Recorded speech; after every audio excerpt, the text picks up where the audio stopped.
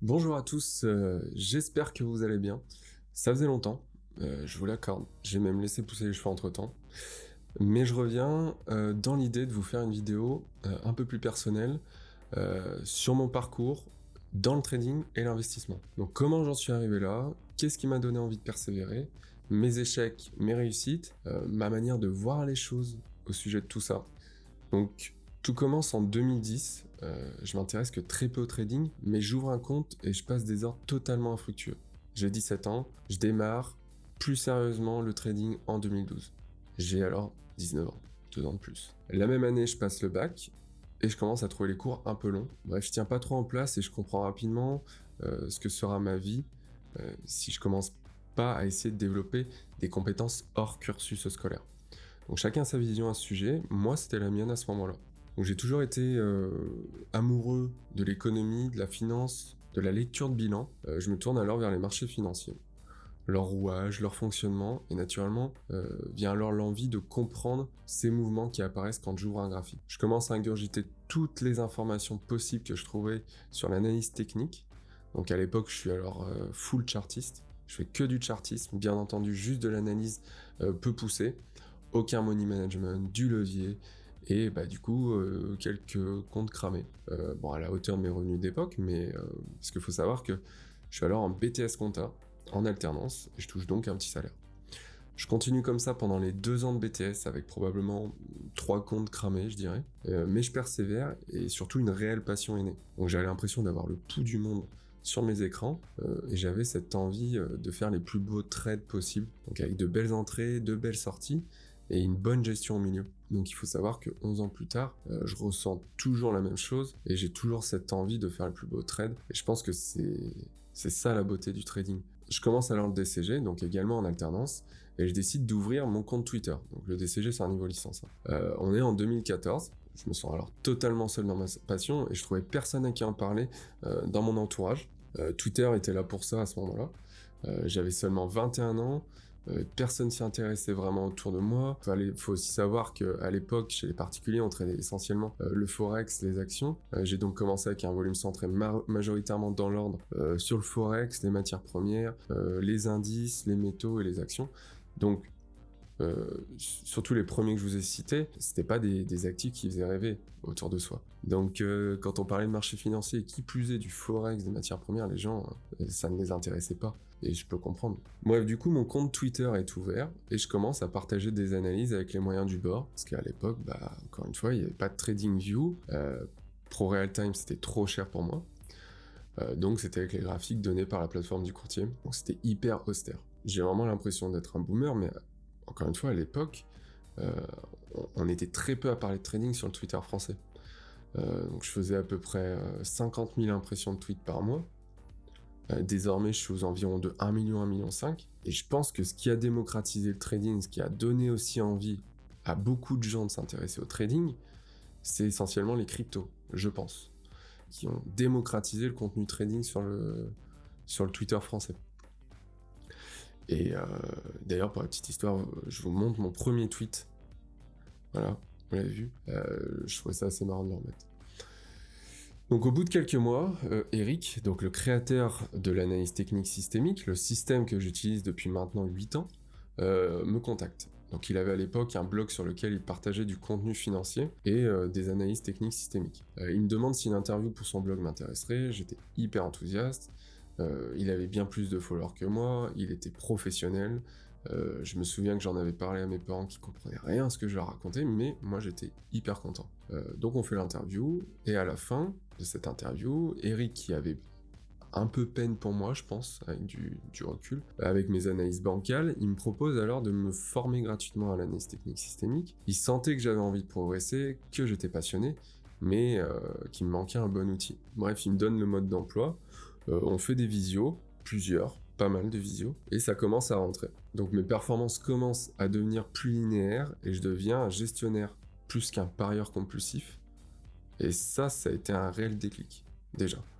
J'entrais sur des niveaux choisis, en amont, j'avais un money management, que j'avais passé un temps fou à mettre en œuvre, qui était propre à ma personnalité. Bref, au bout d'un an, le trading commence à devenir un petit complément de revenu, je dois avoir 23 ans. Nicolas Chéron, qui travaillait à l'époque chez CMC Market, me propose de faire des articles hebdo sur mon blog, sponsorisé par le courtier. Je fais ça pendant 1 an. Je continue les partages sur Twitter, je commence à me faire des contacts, et on arrive alors en 2017. Je décide d'ouvrir un compte chez DarwinX pour gérer des fonds. Le principe était simple, on ouvrait un compte avec ces fonds, on tradait avec, et il fallait attendre 1 mois si on voulait être éligible à transformer son compte de trading en Darwin. Un Darwin, c'est une sorte de fonds qui a une valeur intrinsèque et qui s'apprécie ou non en fonction des performances du gestionnaire. Donc je fais rapidement de la perf, et au plus haut je gérais 264 000 $. J'avais alors 24 ans.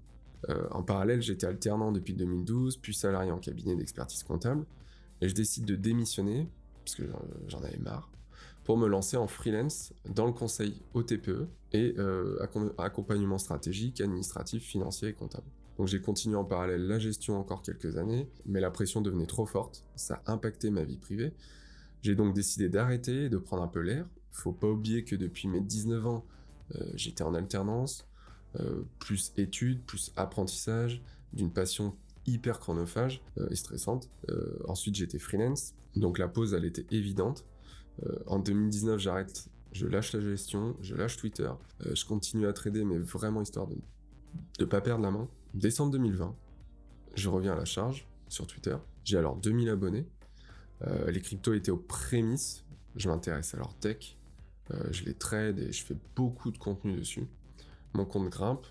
Début 2021, donc Nicolas Chéron m'appelle alors pour me proposer de faire partie de WeBourse. Je dis oui, bien entendu. Je continue mon contenu sur Twitter et sur WeBourse. En juillet 2021, me vient l'idée de créer une formation sur l'ATS. Pourquoi ? Ça a été une question, quand j'ai demandé si la vidéo pouvait intéresser.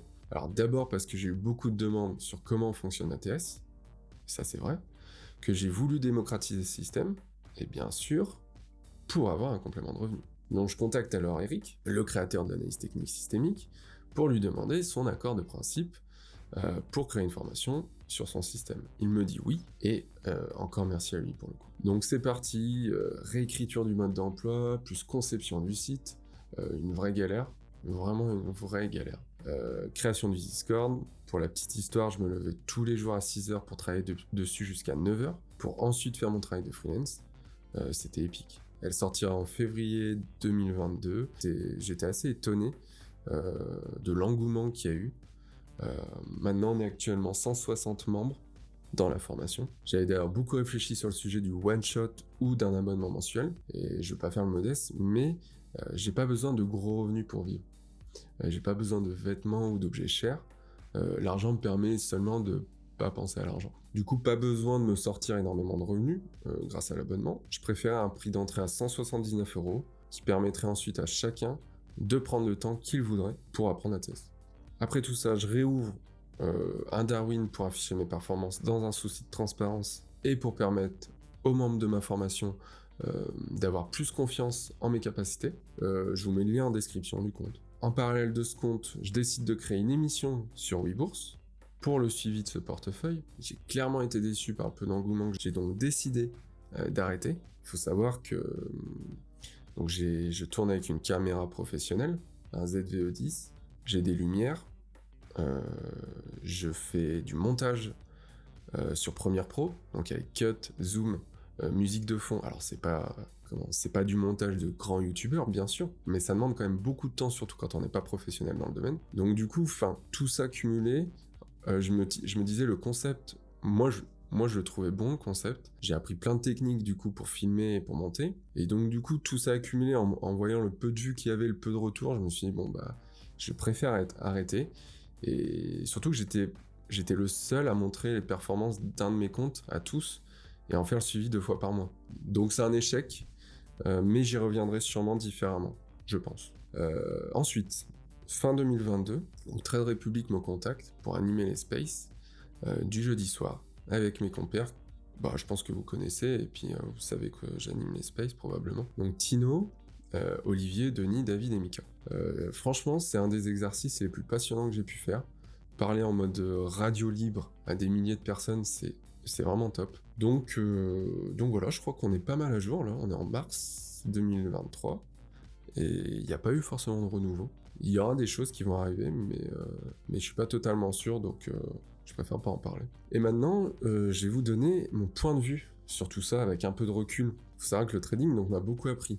Gestion des émotions, discipline, patience, persévérance, et les deux derniers sont le plus importants à mes yeux parce que très honnêtement, il vaut mieux faire n'importe quel autre métier que celui-ci, en tout cas si on veut devenir riche, parce que je pense qu'il faut avant tout être passionné.